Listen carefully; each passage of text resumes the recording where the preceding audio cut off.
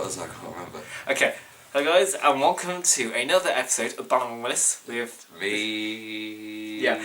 So we're going to be discussing Series 9 and all the wonderful things which came with it. Everything that was good, everything that was bad, and everything that was just, oh Jesus Christ. The Magician's Apprentice and The Witch's Familiar. What did you make of that? No. No. The short words of wisdom. No. Yeah, so this episode, I didn't really like it. Aside from the interaction with Davros and the Doctor, it wasn't that good. Although the whole thing of the death thing, I think it kind of made sense when considering the fact that a couple of days before, they announced Jenna Coleman was going to leave. Yeah. I think, unfortunately, I guessed when she was going to die. And you guessed correctly. I guessed correctly, even though she, of course, came back to life. Moffat! But it did kind of make sense, even though there still weren't any stakes, because of course we know these characters, we know the kind of writing we've got now, Yeah. we know there's nothing to it. It's just, pow! See you next week! But yeah, of course everybody knows what I think about Missy, so I won't go into it any further, apart from she's going to be dead soon. I think something I need to quickly mention, because I forgot to do about it in my review back in September. Cool, blimey, September. The plane bit. Yeah. What was that about? How stupid was that? That was, literally, the plane stopping in the air. And why were they all so low down? I'm just looking forward to all those planes which were about to take, but literally going, yeah, and then just stopped. Just like, so the back half was like, why aren't we moving? And the other half just like... No, you know what, actually no, you know what would be interesting? You know the like air shows they do, like Red Bull X Fighters? Oh my god, if it was like mid-spin. Yeah, and the driver's just like... Help. Help. Okay, but yeah... Thumbnail on it. Yeah, that's the thumbnail. That's the thumbnail right there. What else is there? Aside from, or do you remember the sound effect? The Oh Jesus! There we go. Jesus Christ! I forgot about that. Oh. And this is the thing which was introduced in this episode, which me and you both hated: the sonic shades. And the guitar. Oh, and the guitar. Well, that was I think that was the most pointless 10 minutes in The Magician's Apprentice, probably. But the sonic shades, I feel like it's basically, even in an interview, Stephen Moffat pretty much said, well, here's a sonic screwdriver, it's great and everything, but no, I want to Moffatize it, and I don't know. It's a really, I mean, was it a case of they were taking so long designing a new sonic screwdriver that they thought, you know what, the cheapest thing to do is buy some Ray-Bans and just put them on their face? But if you're going to not use a screwdriver, for whatever reason, whether you can't like make a unique design quick enough, or whether you think that you can't like get something to fit the Doctor, or whatever, if you can't get a sonic screwdriver, don't turn it into sonic something else. Just don't use a sonic screwdriver. And the sonic trowel as well. That was, what was the point in that? But it was just once, I think, and that was it in the whole episode. It was literally a one joke thing. And it wasn't even a good joke. Okay, so Under the Lake, And a cracker. Flood. I thought Under the Lake was really good. It was better than Before Flood, I'll say that. And then it's a very small thing, but the fact how when the Doctor and Clara were talking through her phone, he literally flips over the screen in the TARDIS. I like that. Yeah. Yeah, I mean, it's something small. Yeah. But it was at least something mildly entertaining. Yeah. In its own little way. The ghosts were a bit... They were alright. I mean, I think there was some form of threat, especially in that first episode, but the second one, they were just... I think that in terms of like, they were the better versions of the Sleep No More monsters. Yeah. Sleep No More didn't do it quite as well, but Under the Lake, I think they had solid ideas, maybe one or two things they could have improved on, but in general, yeah. Under the Lake, I would give it an 8. Before the Flood, 6. Okay, if I recall correctly, I gave Under the Lake a 7 out of 10, and then a 6 out of 10 for Before the Flood. Now it's time for the two-parter, which isn't technically a two-parter, and is also kind of split people, I think. Yeah. The Maisie Williams ones. Macy Williams. Maisie Williams. Macy. Maisie Williams. Macy. Maisie. Macy. Macy. Macy. Macy. Macy. Macy. Macy. Macy. This is the whole video now. Macy. Macy. Macy. Macy. This is going to be the intro to the Blueprint. Just Macy. Macy. Macy. Macy. Macy. Quick shout out to the Viking in the Clouds, who is a spitting image from the Monty Python character. Odin. Yes. Well, Odin was the god in the clouds. Yeah. He's not the best Odin I've ever seen. That still goes to Anthony Hopkins. But I don't like how they took that stereotypical route, which Kung Fu Panda 3 are going to do as well, where we've got to get all the weak people to band together and learn how to fight. Oh no, don't worry, we'll find an alternative way for them to win, because, you know, they all have their special talents, like having eels. Well, that's like, Monsters University. A little bit. I mean, if that was more, I don't know, I feel like that was done better. Literally, they didn't really do anything in the end, did they? They built that up. Yeah, they were talking about the Myra, and the Myra's going to be really good and stuff. But they weren't really in there. The designs were alright, I'll say that, but they weren't really threatening, really, considering they were meant to be like a different version of the Sontarans. But you didn't really think, oh my god, this is a big threat. No. You just thought, oh, it's just the whole Atmos thing in Poison Sky and Sontaran Stratagem was good. Yeah, but we're not talking about that episode right now. We're talking about the girl who died. Tangents. The whole baby thing, that was a bit silly.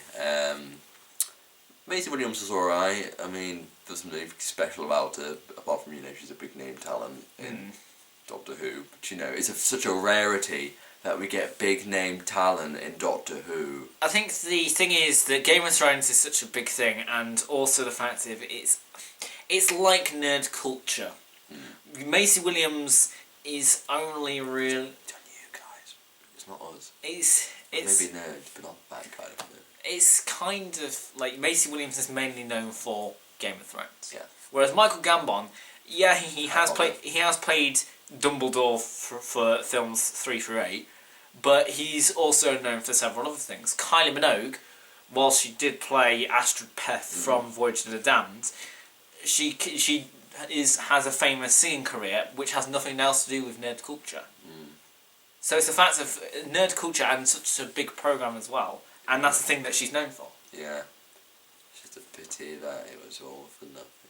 No, I'm just kidding. Maisie Williams was good in the series, I'll say that. I think, Maisie Williams, I think, was... Well, I can't really say surprising, because she's really, she does act really well in Game of Thrones. But, I would say that it was surprising how well her character was integrated into the series. I do think that they maybe included her one too many times.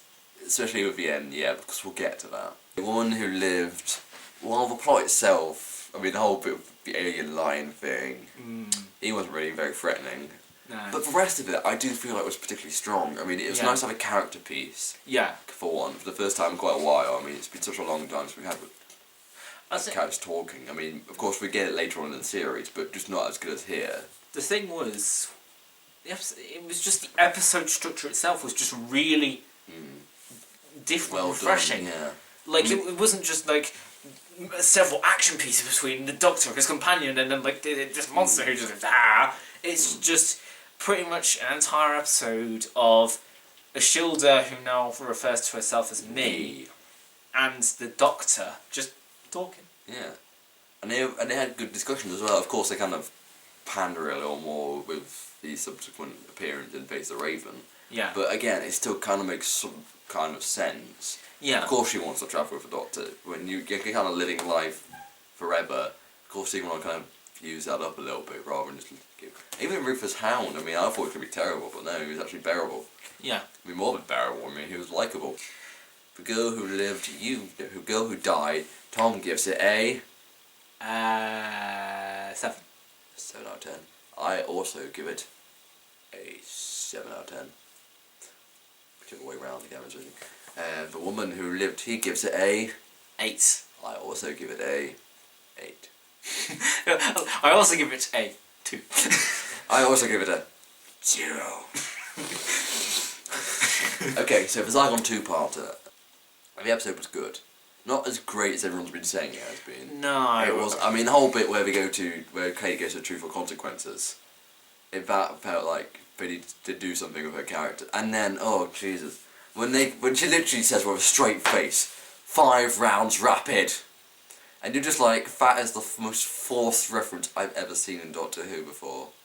What's it a reference to? Because the Brigadier and the demons, this is like, Jab Wings there, 5 rounds rapid. Yeah. She literally says it to the Doctor with a straight face, like, 5 rounds rapid. Evil Clara. Evil Clara was good. That was her name, was it? Bonnie? Yeah, Bonnie. What kind of a name is that for a Zygon? You had Broton in the classic series, now it's Bonnie. But Sherlock Holmes' performance in that episode was strong. Yeah. I mean, it's like the first, I think, it's the most she's had to do in this series, I reckon, with the exception, of course, her technical final episode. Not her final episode, her technical final episode. This video is sponsored to you by Orange Juice. So, I am listening and I will contribute. The ending, though, I mean, was a bit, I know. Well, when there's another Osgood. Well, yeah, when it was like, oh, which one is which? I feel like in the future what we're going to do is we're going to literally have an army of Osgoods. I want that. I want an army of Osgoods having revenge on the first one by beating the living daylights out of Missy. That's what I want. That is my dream.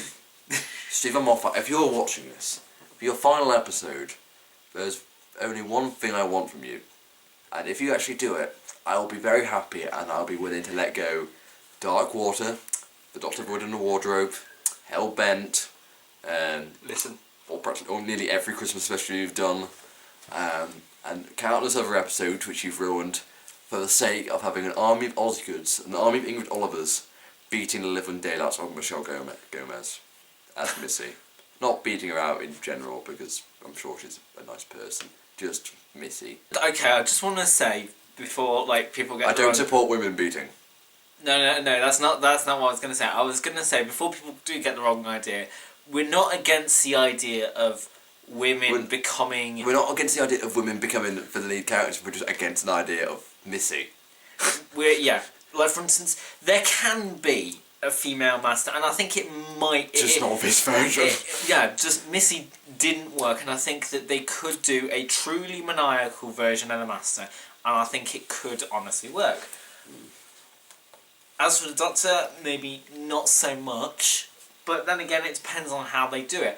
I think that with the current writer that we have, I don't think that a female version of the Doctor would work. But then again, I could be wrong. Anyway, Zygon Invasion / Inversion. I think I gave them both a 7 out of 10. I think I gave the Zygon... I think I gave them maybe a 7, maybe a 6 or 8. It was around the 7 area, I can't remember. I think I've already given them an 8 just because they weren't exactly that fun to watch, really. They were kind of straightforward. So, Sleep No More, the very controversial episode by Mark Gatiss. Found footage. Not quite as much no as Magician's Apprentice or in Witch's Familiar, but still a no. In terms of... this episode wasn't really... I don't know. I just don't know. I think, as I said, it's just one of those cases, Doctor Who tried something experimental and it just didn't work this time. This is nothing against Doctor Who TV, but I would say the forums, they tend to be very, like they say... One-sided. Yeah, I would say that a lot of people who I see on there, when I checked on there, was like, oh, this episode is my new 10 out of 10. The last episode, that was a 10 out of 10 too, but this is like 10.5 out of 10. I really don't like people like that. I feel sorry for those who joined on tried to join on Sleep No More, because Sleep No More... was kind of confusing. Well, yeah, I had some people. I had to look up a Wikipedia article to make sure I was explaining everything correctly to our friend. So Mark Gatiss, I do feel like he has not written a single week script. I mean, yes, he's had some disappointing ones. I mean, everyone keeps saying, "Oh, they should just get rid of him," but I still think he's got something in him. I think he's still got something. Maybe a break, I reckon. I mean, he's done one every year. He did 2 in Series 7. Yeah. So I do feel like he's a small little bit, like a year off. Yeah, a year after 2. Focus on Sherlock, that needs some fixing. I gave it a 5 out of 10 in the end, Sleep No More. I think I gave it maybe a 6 or 5 or 6, I think. Maybe a 4. You were quite kind then. give it a 6 out of 10. I can't remember. I was trying to think of things relative to Magician's Apprentice and Witch is Familiar, and I remember I really didn't like Witch is Familiar. And I remember I got a lot of flack for saying 5 out of 10 for Witch is Familiar. Did you? Yeah, because, well, Doctor Who forum, like... Well, I got some tweets when I kind of commented on, whatever it was, Heaven Sent. Heaven Sent, yeah.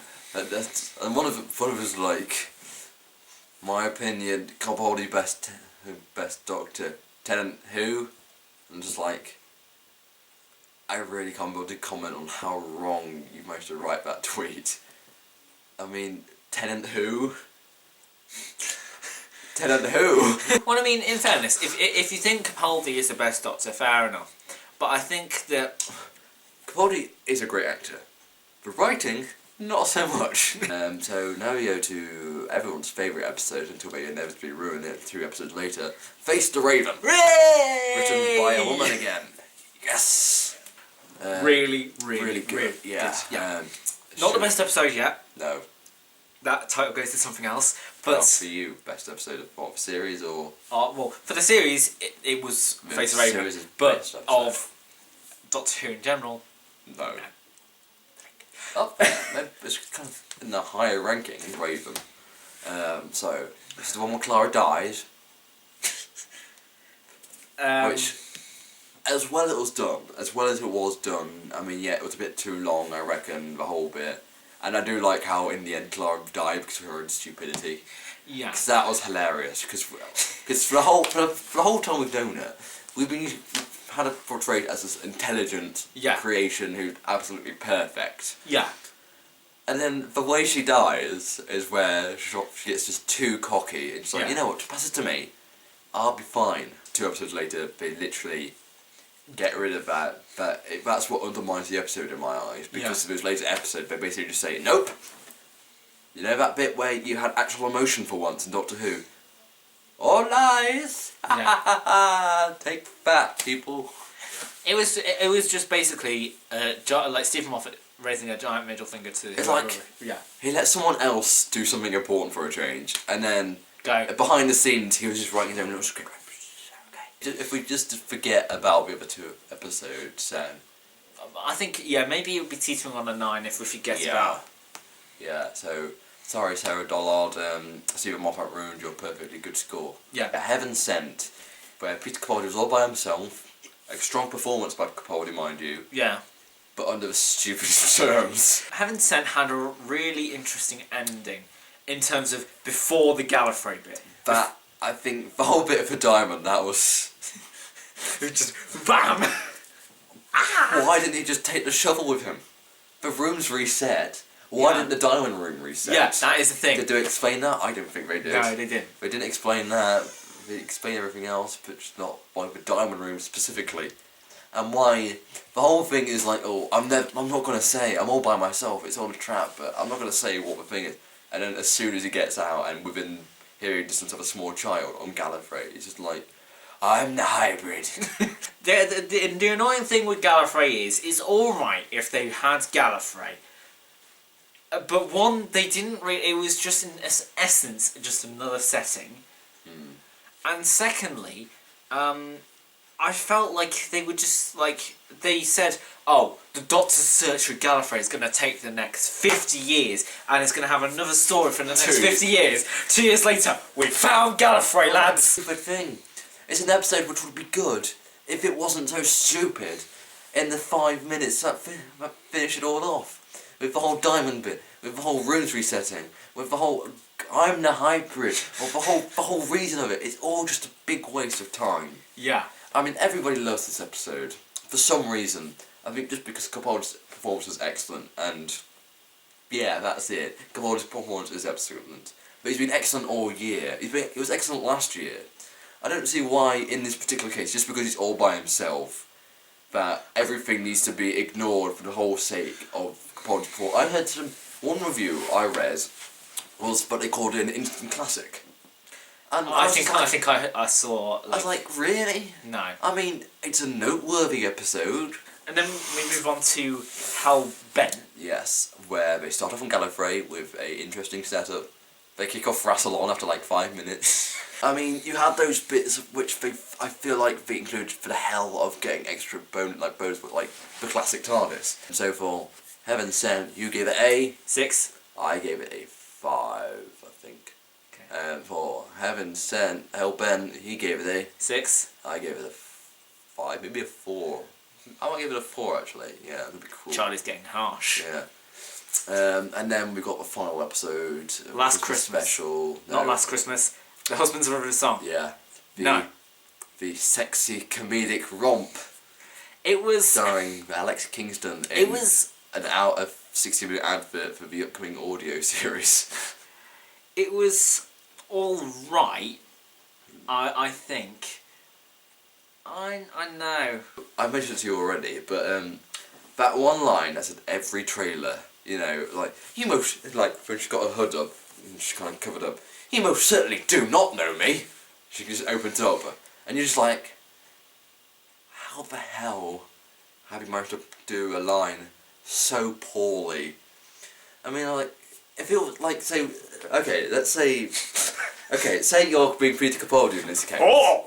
Like, say, like, so do I know you or something like what? Do I know you? Like, I doubt it. I mean, I don't know you.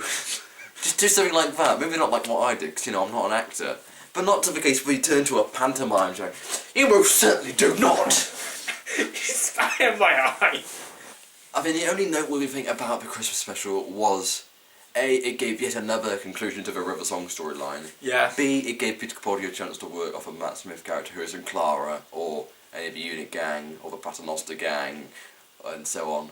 And it also it just had the Derelium scene, which we kind of already got with one of the DVD extras in Series 6. Final ranking, you give The Husbands of River Song a 5 now. I'm going to give it a 3. I gave it a 4 in my review, but I'm going to dampen it because it just doesn't hold up when you think about it. It really doesn't. Okay, so overall thoughts on Series 9? Meh. Meh. Better than last year's meh. But still, it must. Yeah. Get rid of Moffat. Or do what I said earlier about going over dozens of Oscars beating up Missy. Right, that's series, like, wait until Series 10 whenever that comes out. Maybe never. Probably. And then basically, we'll review that. Alright guys, well that's been everything today. He's been Ballaam, I've been Willis. You can find out more about stuff in the playlist below. You can go check out more of his videos. You can check out my blog by looking at the thing right here, or here, or here, or here. Are you trying to maybe do more work? Or here. Just in here. Just in here. Anyway, thank you so much for watching guys. I'll see you next time. Bye. And this is the end credits. For whom the bell tolls. Signing out.